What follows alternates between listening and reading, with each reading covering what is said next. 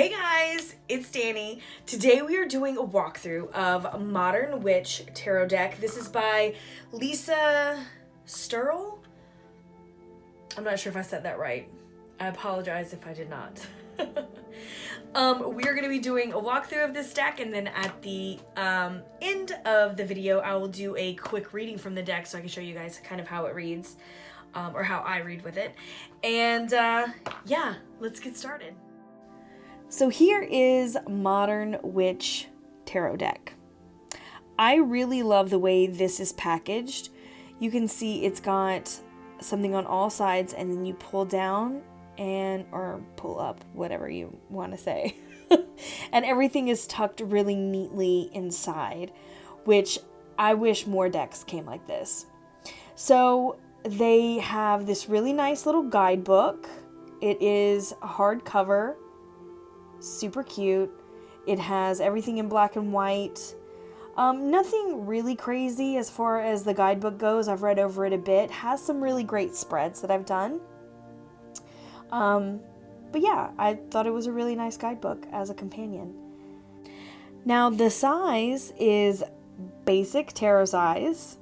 Maybe a little bit thinner, but not really by much. So these are standard size tarot. This first little card you're seeing is just a title card that says, "You are a badass being full of life, love, and possibilities. Through this deck, may you find a path to your best self." I thought that was really neat. So on to the cards. This is very much an RWS clone. It just has its own little spin to it, obviously. So one thing that, people kind of kick back on this deck for is the fact that it does not have any male representation. And while I totally understand that, I thought it would bother me, but it really hasn't come up. And the reason I feel that way is probably because even in cards that have a more masculine vibe to them, I don't find that it's not there. If that makes sense. Like, I still feel when I need to get in touch with that sacred masculine that I can still feel it in the vibe of it, especially because it is so RWS clone-ish. But again, that's just my opinion. It doesn't bother me like I thought it would. I've actually connected a lot better than I even imagined I would with this deck, because I got it because I have trouble connecting with the feminine sometimes on a deeper level. So that's a bit of a shadow of mine. So I got this deck in particular to work with my shadow. And it is, it's a really good deck for that. I've really enjoyed working with it as a shadow deck. I've also done a few of the spreads that they have in the guidebook, which I find are really insightful. I've really enjoyed my time with this deck.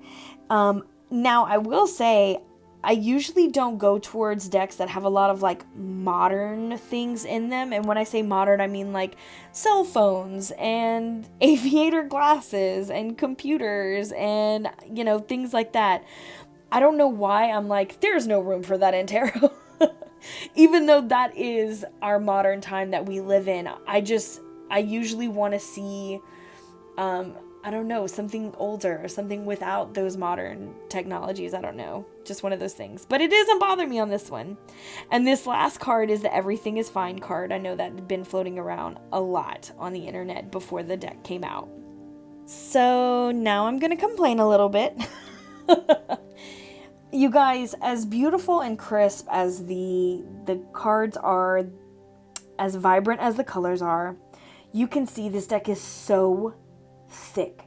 The cards are so thick, I can barely bend.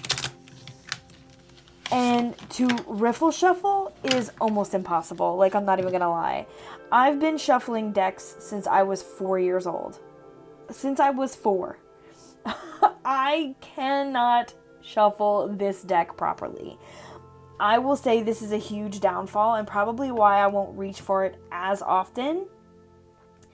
The cardstock is, it feels really thick and durable, but it's so heavy that it's unbendable and really almost impossible to shuffle, if I'm being honest. So let's go on to my favorites. Out of the major arcana, I chose the Hermit. I love the look of this, and I love the fact that it is someone kind of going off the grid, like closing that laptop. Is the sense of like putting the phone down when it comes to hermits, and I think that that's a big thing in this day and age, so she is definitely my favorite major. As for my court card, I chose the Queen of Wands because she looks like a total badass. Like, I don't know what it is about her. I just love her whole vibe. Her outfit, down to the shoes, her cat, the way she's holding it, her facial expression. I don't know why I feel like she is cooler than cool, total badass vibes, but I do. She's my favorite. And then for my minor arcana, I chose the Seven of Cups. I thought this was a really kind of cute representation of it, if I'm being honest. And I think I say cute because of the colors. The pink cups and that teal background. But I really did like the vibrant pop that it really stood out against the clouds. And, you know, you can really see everything inside clearly. I just thought it was a fun representation of the Seven of Cups. And that is it for my favorites for the Modern Witch Tarot. On to a reading with this deck. Let's do a simple one card pull for whatever this wants to tell me because it fell out. Oh, we have the Wheel of Fortune. Wheel of Fortune. I feel like automatically this is telling me like when it comes to our hopes and our dreams and our plans, sometimes we really want everything to work out the first time. We really just want our plan to go accordingly, right? And sometimes we don't give space to the areas that need to kind of have that lull, right?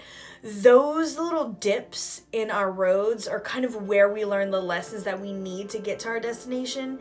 And I feel like sometimes if we have a goal in mind, right, and we deviate from that goal, a lot of times we just give up. Like, well, I mean, whatever, it's just not going to work out, right? That's not always the case, even with the wheel, right? Sometimes you're up, sometimes you're down, but it's the lessons that we learn on the way down, while we're down, as we're coming back up, that really make a big difference when it comes to achieving what we're trying to achieve. Sometimes it takes the hard stuff to make that goal more worthwhile. If you just were able to set your sights on something and then do it and everything went to plan and you didn't really learn anything on the way, you're just like, I'm gonna do this, and I did it. It's kind of empty. You know what I mean? I didn't learn anything on the way. I didn't have to really work for it. I didn't really have to put forth much effort. It just happened. And when you do those kind of things, it's almost like someone letting the air out of a balloon.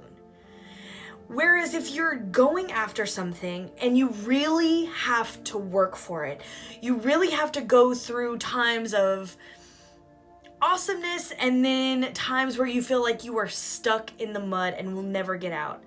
Once you achieve those goals, you feel so much better. You feel so much more empowered. You have a great story and you've learned so much along the way. So it's like when things kind of go off the rails, my words to you today are not to give up on what you're doing, right? Use the downtime to your advantage.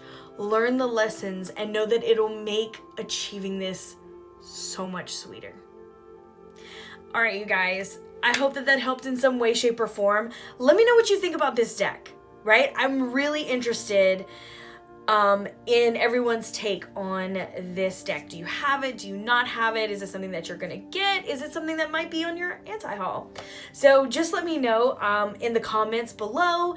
You can also reach me. I have all my information in the description box below, and I will see you guys very soon. I'm sending you all my love. Mwah! Later, Gators.